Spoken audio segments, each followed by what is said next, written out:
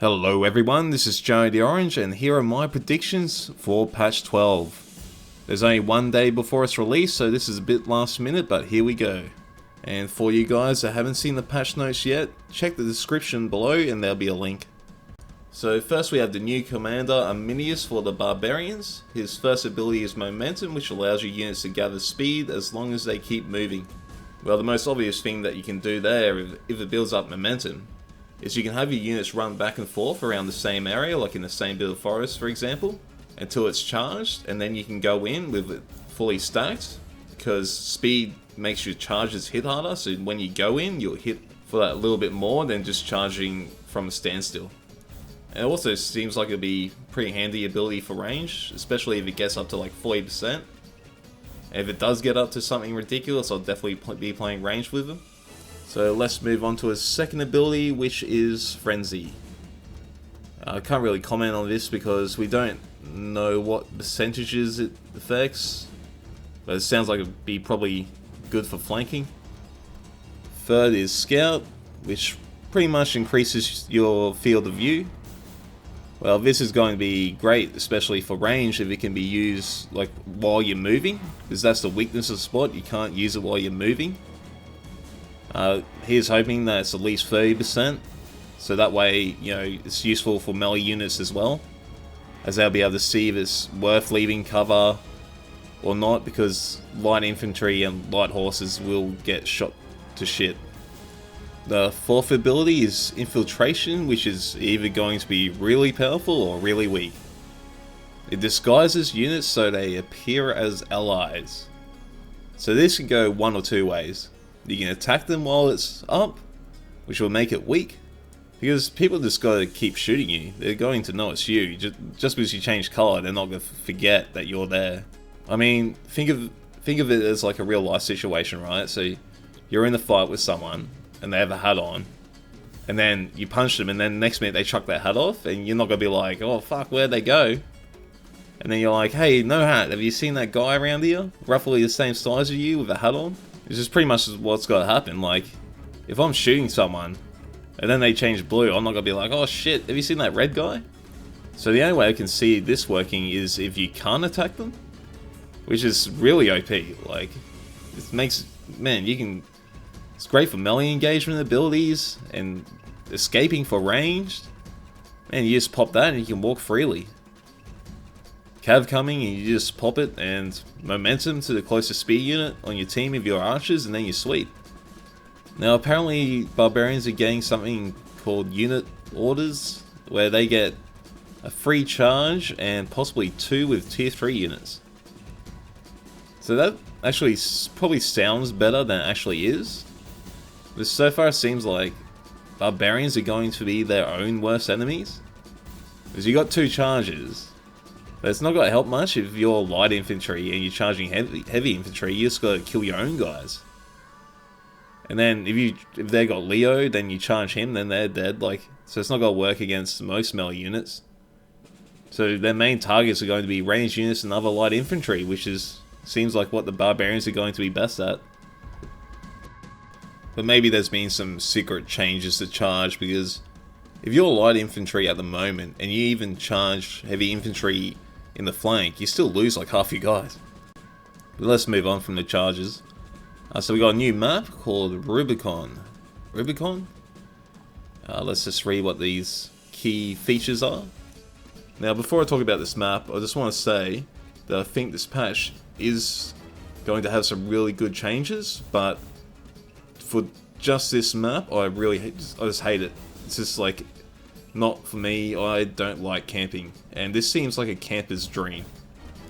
Just read what it says and watch that highlight video, the spotlight video for this map. So it says, if you go through middle, you'll be slowed basically, meaning defenders will just shoot you down. So the next bit is the only ray of hope to me anyway. It says, one side of the map consists of farmland providing a wealth of crops to sneak your units through and across the bridge. However, be wary of the watchtower protecting the area. You may instead find yourself on the defensive from the enemy's advance.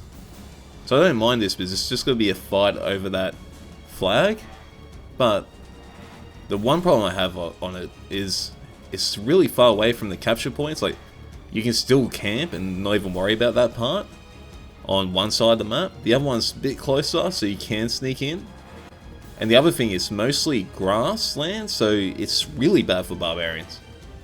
Because now you got heavy infantry, you know, sneaking through there, and you don't get any bonuses in that terrain as light infantry. So it's got to be heavy cav for, you know, the scouting part of it, and then it's going to be heavy infantry for the killing part. So I don't see where there's room on this map for any light infantry.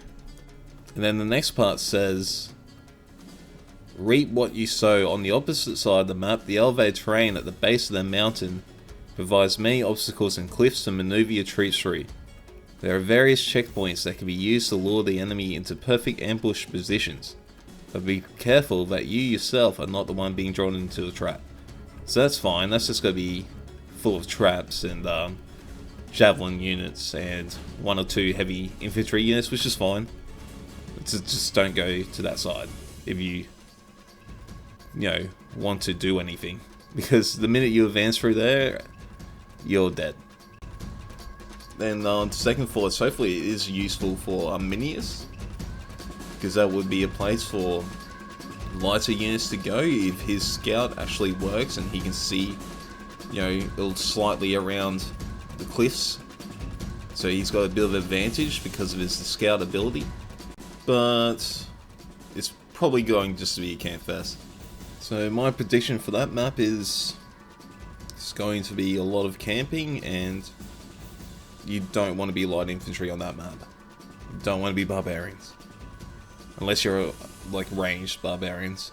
So let's move on to something a bit more positive, which is the commander changes. Starting with Scipio. So Quick March is getting buffed, which is fine, as it was pretty underwhelming. Now the big change is Warcry got nerfed because it now only lowers the morale a slight bit, but it does decrease melee defense, which was probably necessary because those morale debuffs were just massive. And then his third ability, he gets infantry charge, which is interesting, I guess, because they just said they nerfed Warcry, but then they give him the charge. So now I'm predicting you can still pretty much drop a massive amount of their morale with a charge and then Warcry. Probably instant route if you get them in the flanks, and then Warcry. And then the last change is Oath, it gets a slight buff. So after reading through that, I'm going to predict Scipio is going to be god with infantry, because you still have Oath, which is amazingly strong, and now you actually have a charge, so no one, like, there's no more just eating charges because you can't charge. And then, you know, that was his biggest weakness. And you still have Warcry, and with a flank charge, it will still probably rout them, like, instantly. So yeah, I'm going to be trying out Scipio a fair bit when this patch comes out. And now we move on to Germanicus. First ability, no changes, and then he loses raised shields. That's something. And gains defensive testudo.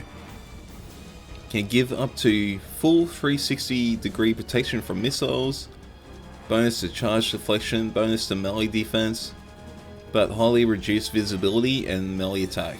Cannot move. Now this could be a really good ability, but if it's like Testudo, he won't be able to block off, like, you know, decent entry points. This Testudo is pretty small, unless you bring 3 units and then you're just camping. And plus, what's the setup time for it? Can't really say much because it might take a while to actually go into defensive Testudo, so you can't see a charge coming and then just pop it instantly, like hold the line. But it does make it seem like that'd be good for possibly protecting artillery pieces. I'm not sure about this one. The next one is attacking Testudo, 360 degree missile block. Does not give total missile block, reduces melee defense, highly reduces visibility. Now notice that it doesn't say that it reduces speed. So this is a new raised shields and it's 360 degrees. Alright, so that's really interesting. Because now you got your missile block, you pretty much got something like raised shields. And if you can change from attacking to pseudo to defensive to pseudo quickly, so you can go from stopping a charge, like if you're going in slow, you're blocking missiles, and then when like someone comes towards you, you go into defensive to pseudo, and now you don't have to worry about getting charged, because you got that bonus to melee defense and charge deflection. And then when you get close to the point you want to be at, you have your infantry charge, which has a lot of acceleration. So that's pretty big powerhouse. But I can see Scipio stopping it, but Scipio will still eat range fire. But yeah, Germanicus could be really damn good if he can change out those two Testudos. And then he has his heavy infantry charge, which doesn't require much acceleration. That's going to be the most interesting changes. That's really cool though. I actually really like that. I might play Germanicus for once. And then there's Vengeance, and that's the same. So let's move on to Caesar. So first we have Veni, no change. Then we have Vidi. Now speeds up deployable construction, deployable cooldown, artillery accuracy, and targeting speed. Increases range. So that's, you know, you lose the bonus to damage, which is really a ball buster for all those players that bought slingers and archers, but you know, sucks to be those guys. Because basically what that's done is now you can't get that damage, because before you could pop Vidi and you were doing enough damage to get through their armor and you weren't just hitting them for like 4 damage. So now that that's gone, slingers and archers, like with Caesar, aren't as good as they were. Which is fair enough, I'm fine with that. Because they did say in somewhere else in this video, they did buff range units a bit. I mean, on these patch notes, not this video. So let's move on to Visi. Now can be activated while moving, deactivates when in combat. Damn. Buffs allies' attack and defense. So that was a bit of a letdown.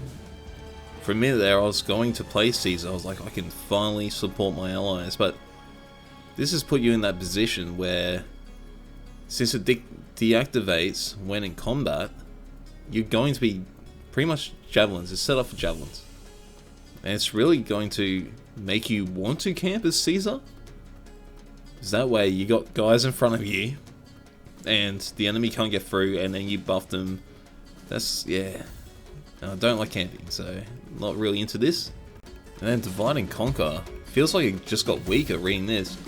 Increased range and duration, which is cool. Can now be activated while moving, which is really cool. But deactivated when damaged. Stops enemies from activating orders, which it always did. So I guess it's not a nerf, it's not a buff. Like, so it's really great because now you can, if Cav's near you, you can push it, and they won't be able to charge you, which is pretty much what you want it for. So yeah, I guess it is a buff. But then the damage cancelling thing, so now there's no more Cav Caesar, there's no more melee Caesar.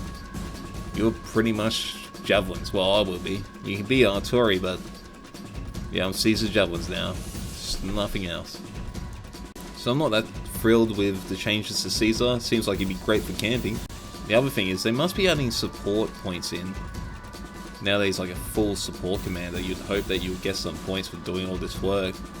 Because that could be interesting if you do get points for it. You get 3 cav units, and you could be running around buffing your allies, and then stay out of combat, be buffing them. And that would be pretty cool, I guess. So let's move on to the next commander, which is Alexander. Hammer, no change. Anvil reduces duration at higher tiers. That's fine because that was pretty long. Rapid advance, slight reduction to speed. Yeah, guess. Wedge, no change. Okay, so not much action for Alexander. He's still going to be pretty awesome. And now we have Leonidas. Shield bash, slight damage increase. Not sure how, that wasn't the problem with shield bash, it was the amount that it actually hit, like how many people it hit, so hopefully they increased that. Because it was doing like pretty good damage, but it only hit about 4 people. And Hold the Line is now a toggle ability.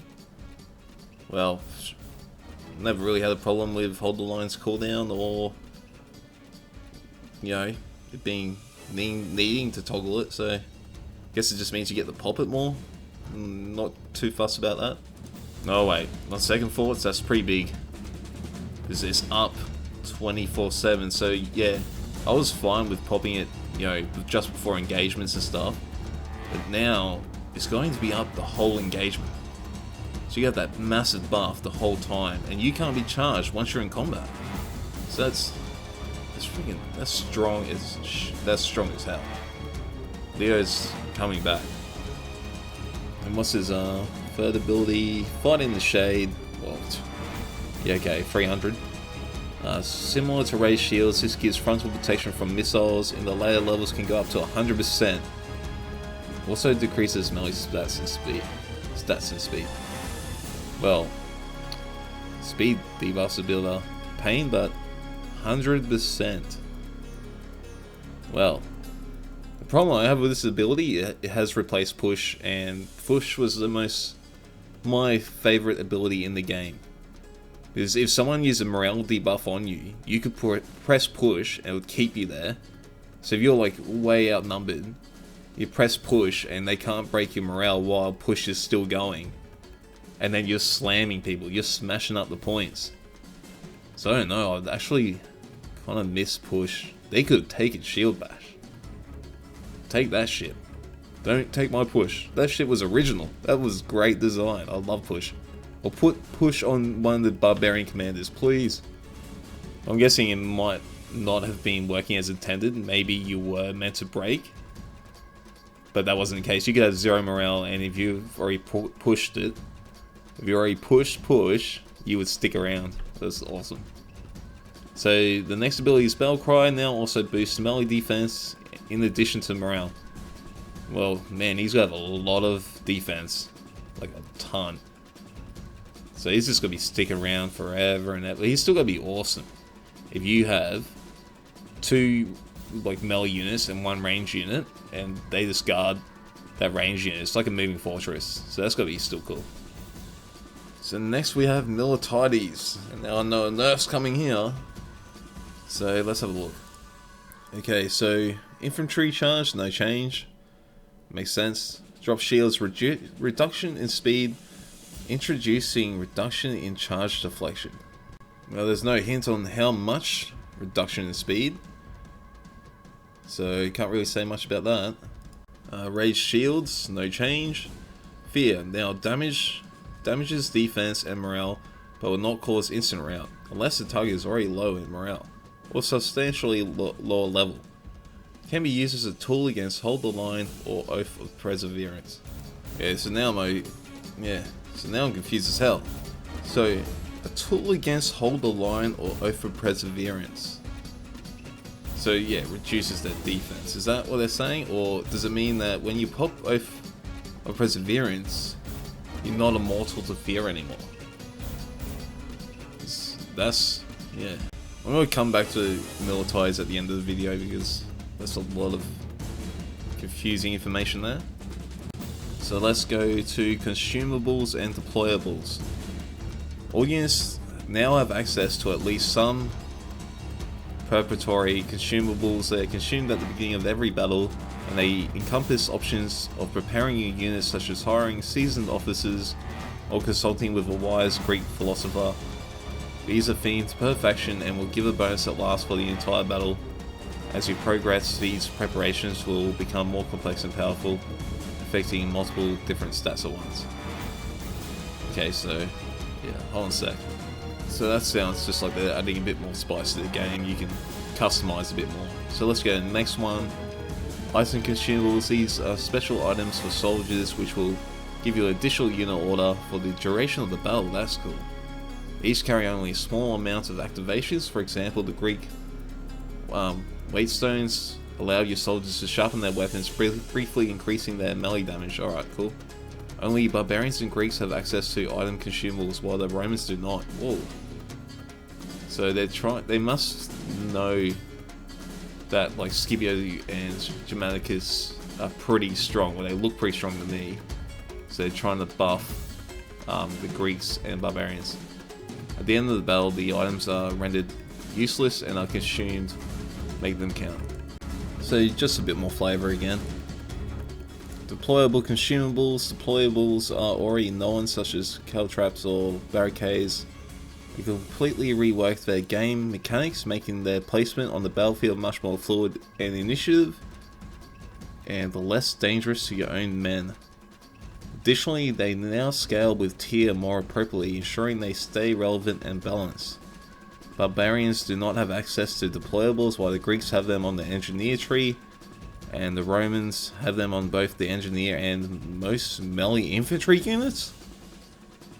Well, that's fuck.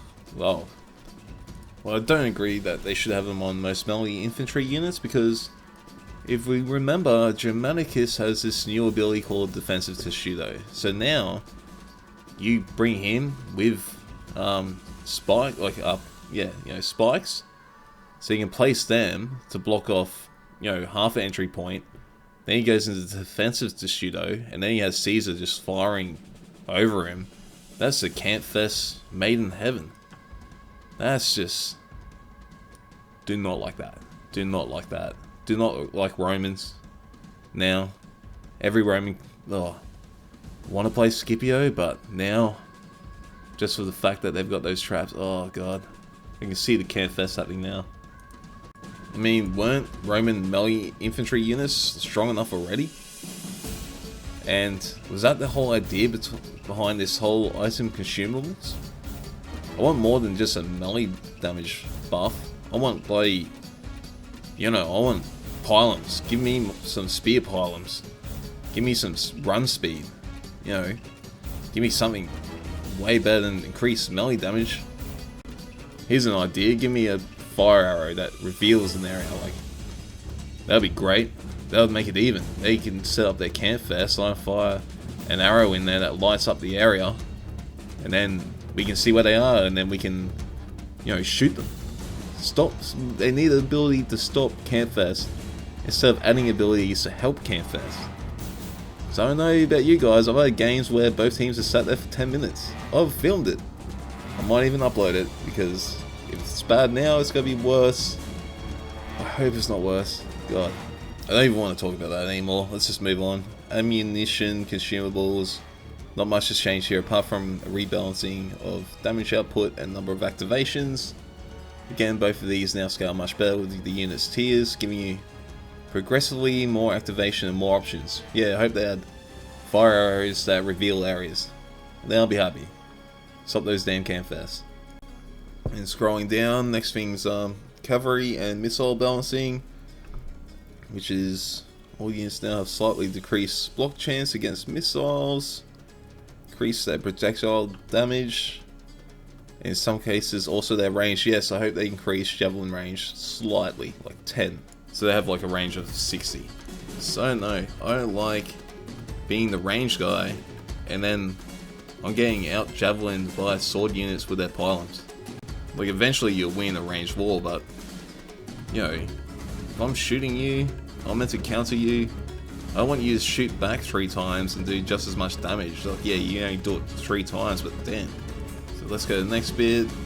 Additionally, speed units have received significant bonus against cavalry, allowing them to truly fulfill their intended role.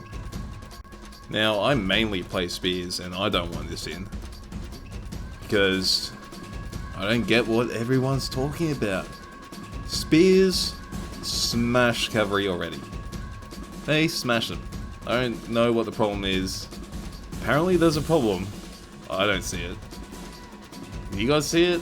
If you guys are having problems killing cav with spears, tell me. Because I just want to know. Like, show me a video of spears getting smashed by cavalry, apart from getting recharged, when you should lose if you get recharged. And if you're like, oh no, it's so hard protecting my ranged units because my spears don't instantly kill cavalry units. Well, man, who the hell's gonna play cav? If spears just go boom, you're dead. Why would you play cav? Everyone's just gotta run around with one spear unit. Like, even if I was swords, I'd bring that one spear unit, and then if cav comes, I'm just like, boom, dead. You touch me, you're dead. Might be over exaggerating a little bit, but seriously, I play spears and cav mainly, And I do not see any reason to buff spears. But let's move on to something different. High tier rebalancing. We now have a fair amount of players in tier 8 to 10, and we've heard your feedback. We're saying blah blah blah blah blah blah blah. Okay, so they're changing the weight of some units. I have to open up my game for this one. So I just went over all the units, and yeah, it's pretty cool. You know, there's way more options now, and that might balance off the fact that I was getting pissed off because there was all these, you know, high tier heavy infantry units, and I felt like I'm stuck at tier 6. So now there's options. Like I really like Silver Shield Swordsman, a medium. That's pretty awesome. And one of the first combos I'll be trying is Leonidas with tier 8 archers and Silver Shield Swordsman once I get them to tier 9. Because when you think about it, you got to hold the line, so you can counter cav pretty easy. You can shoot down the range threats because you have your own range, and you can protect them real well. Because now Leonidas gets, like, you can actually have your infantry at the front and he's blocking the missiles, and he just keeps advancing. Hold the line to deal with the cav. Like, it's a, man, like, yeah, it's just a better, like, I was doing this strat, getting decent points before the Leonidas changes and before the weight changes, and now they're buffing it. That's just awesome. So let's look at the next thing, which is improvements and bug fixes. I just gotta read this and be back. The penalty for friendly fire has been doubled, which was needed. I reckon tripled. Roads now have a smaller increase for light units and a stronger speed increase for heavy units, so I reckon that was needed. Higher tier battles are now faster overall compared to lower tier battles. That, I have no idea what that means. Projectiles now collide with vegetation, so that's a range nerf. So they said they buffed them, but it's probably about the same. And it's pretty much a nerf to barbarians. They really hate barbarians when they release them because they're going to be shooting out of the forest a lot, and now it's blocked by vegetation. I don't think that was necessary at all. And deployables now show up on the map. Oh, that's good. So I've got to cover one more subject, and that's militarities. Now, it could be wrong because there wasn't much talk about how much speed reduction he's getting and how much defenses he does reduce and how much the morale actually reduces, yada yada yada. So it's a bit of guesswork here. I'm going to go with he's still a farm machine and you can get 4k. Because all you're going to do now is you get your tier 8 or tier 9 militarities and you queue in tier 4 and you still instant fear them. So it's going to still be a farm fest, just character where you just get points after points. But when he gets a higher tier, apparently you don't automatically break him, and that's fine as long as you do have enough speed to get around the flanks, and then, well, you know, you're back to that fear situation. So it's just the biggest balancing act with this militarities. Oh, it's hard to say. It's real hard to say. We'll just find out. We'll find out when the patch goes live. So in summary, I think Scipio is going to be the next OP, with close contenders being Germanicus and Leonidas, followed by Alexander and Miltiades, as they're really good at farming, like tier 4, that is brilliant at farming that.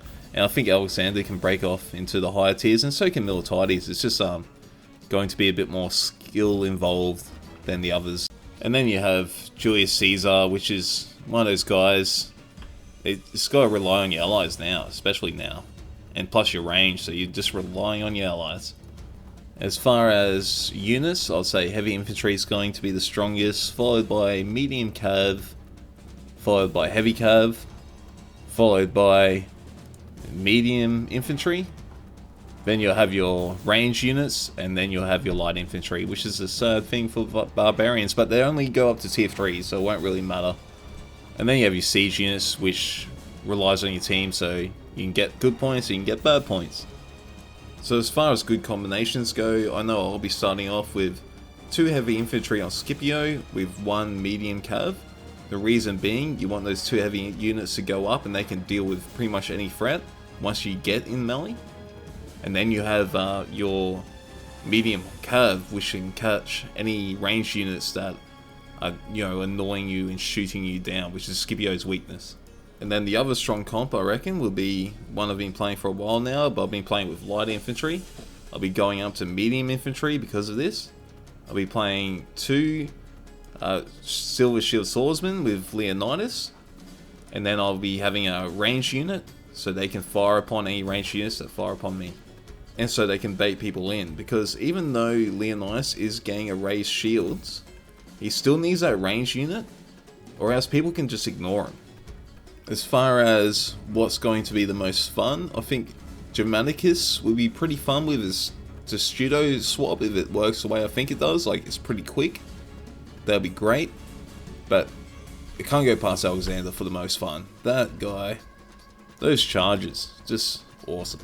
So overall, I am looking forward to this patch because this is really going to spice things up.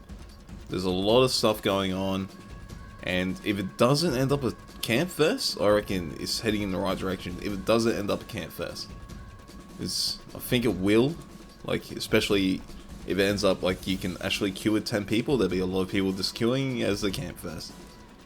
But I'm hoping they fix that by bringing some sort of scouting abilities.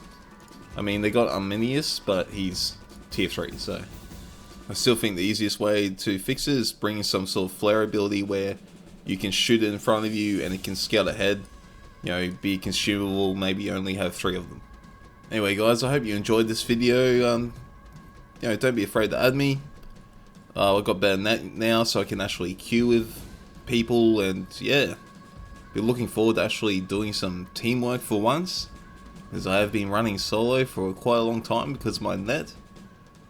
And yeah, it seems to be fixed now. You know, that was the problem. I just had shit net. So if you enjoyed this video, don't forget to thumbs and subscribe and all that blah blah blah, and I'll see you guys in game.